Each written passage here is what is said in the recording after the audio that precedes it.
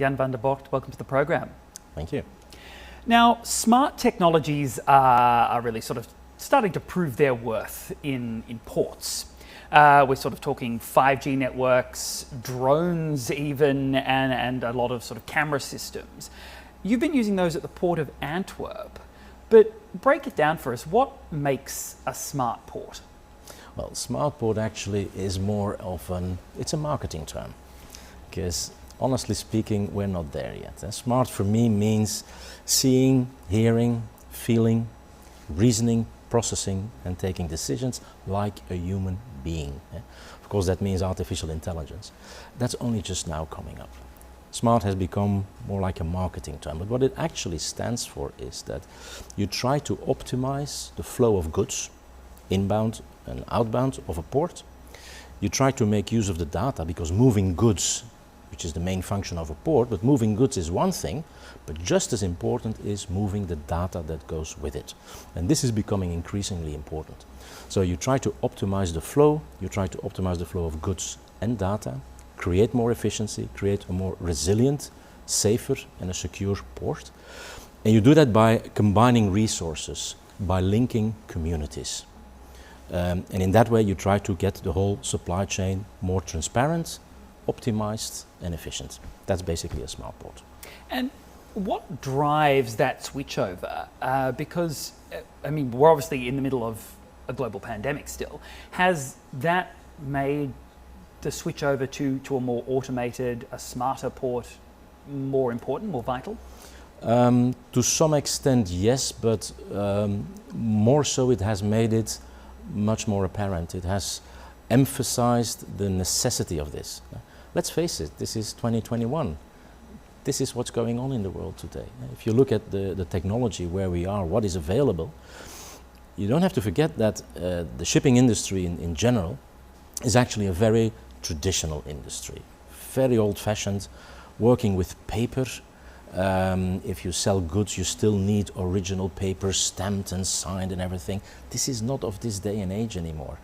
And the distance between the technology and the reality was really getting too big, and people are starting to realize we need to do something to make this a lot more efficient.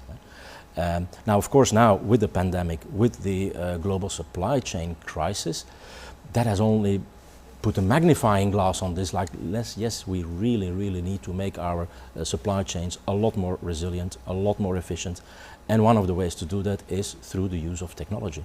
At the Port of Antwerp, you use a platform called Nextport for information sharing, and that, from my understanding, the objective seems to be to become a sort of data commercialization system. What's the need for a port to go in that direction? I mean, shouldn't you be sort of more concerned about moving goods rather than data? Yeah, I can understand. It's not really a traditional role of a port authority. Traditionally, we're actually just a landlord. But we in Antwerp, we see our role a lot further. And when we created Nextport, by the way, I need to correct you, it's not data commercialization. We're not commercializing this.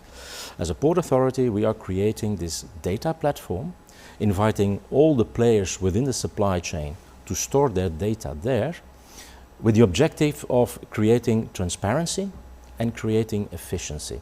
And people discover that by sharing this data, and a lot of it is real-time data, it has a very short shelf life, it can actually enhance the operations. Give you a very simple example. When a cargo arrives in the port, and you know up front already what's the destination of this cargo, how is it going to be moved, or how do we plan to move this from the port to the hinterland? That could be by barge, that could be by rail, or could be by truck. Antwerp is fortunate to have the three modes of transport, reaching very far into Europe. If you know up front what is going to happen with the container terminal operator can already position the container exactly where he needs him in order to do the next transport. If you do not know that, basically imagine all these containers, and you know the ships today are huge.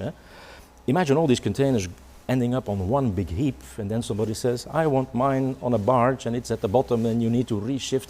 So this is really a way to make your operations a lot more efficient. Now, let's turn to Shanghai. Shanghai has been one of the first ports in the world to really go 5G with a fixed network.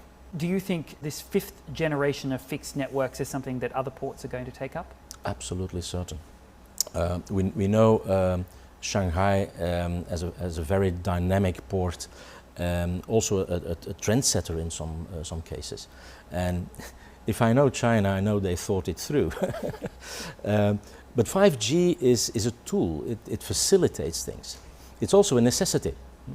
You already mentioned yourself the use of drones. Look at the whole scala of technology that's coming at us. 5G, drone technology, big data. All of that really needs a 5G network. Give you an example, inside Antwerp, we use drones. Drones that are able to do visual inspections, but also take air samples. We run a digital twin of the port, which is basically a copy of the port, but inside your computer. It is used for simulations, but also for monitoring. And there we have sniffers throughout the port that can give you an alert and say, look, we took an air sample there and there may be an issue. They'll send a drone out. Well, in order to support things like that, you need a 5G. It is basic infrastructure, nothing less than that. And we've also seen that China's Ministry of Transportation issued a plan in September for the construction of new types of basic infrastructure, as they call it, over the next 5 years. And under that, they're talking about accelerating the building of intelligent and unmanned ports. That's been listed as a big priority. Would doing this really help Chinese ports increase throughput? And could we then potentially see Shanghai grow further as an international shipping hub? Well, again, this is definitely not something that hasn't been thought through. This is a very carefully evaluated decision from Shanghai. And I think they're right. We also see it happening in Europe, where more and more ports are looking at more automation, and part of this will result in unmanned terminals. Of course, the pandemic at the moment has also there put a very big magnifying glass on it, because with the pandemic it's the human element that can potentially cause a disruption. And if you have an unmanned terminal, then obviously that problem does not arise. Yes, I'm absolutely certain that that will open a lot more possibilities for Shanghai and strengthen its position as a world-leading port. In Antwerp, we try to be ahead of the class as well. We try to encourage this technology. We have, for example, created an incubator. It's called the Beacon. And there we invite startups and scale-ups to play around, to do research and development on potential new technologies. It's basically trying to bridge the gap between the industry on one side and the technological people on the other side. And that's where we as port authorities really try to, we're a community builder also, where we really try to get these people to talk to each other and come up with new ideas. Let me give you an example. Pandemic related. One of the things which is important is keeping your people safe. Antwerp is a main break bulk port, so not containerized cargo in Europe. So you have a lot of people walking around in the port. They're focused on their job. Keeping distance is an issue. It's difficult when you have to. It's a dangerous environment to work in. So you really need to be very alert. If on top of that you still have to keep track of who's getting too close to me, well, at the Beacon they developed a bracelet which would give an alarm if you get too close to each other. And it actually did work. The port was operational 100%. We actually increased our throughput. So it's things like that. Fantastic! You're actually able to enforce social distancing. Voilà. And lastly, I wanted to ask, what are the key points that you, as representing the Port of Antwerp, want to deliver at the North Bund International Shipping Forum? Well, first of all, that Antwerp is aiming to be a port of the future. So this technology supporting innovative technology is very important for us. Second message is that we also want to be a green port. There is a commitment to be carbon neutral by 2050. And we put our money where our mouth is. I mean, we have, for example, set a zone apart, which is called Next Gen. And that's an area where we invite companies to take new technologies out of the laboratory and put it to practical use. Technology related to recycling, related to new energy, etc. And that's being done in that particular zone. We can do that, and because we can, we think we also have a social responsibility to pay attention to that. Antwerp is not only a seaport, it's also a logistics zone, but also, important, it's a chemical cluster. It's the main chemical cluster of Europe. So you can imagine having port activities, logistics activities, and on top of that a main industrial production cluster in there. It gives a little bit of a challenge when it comes to your carbon footprint, of course. So there is a lot of attention into that. Another thing is that we like to profile us also for what we are, namely a main gateway into Europe. We're also becoming increasingly popular as an e-commerce gateway, not only because of the port, but because of our location.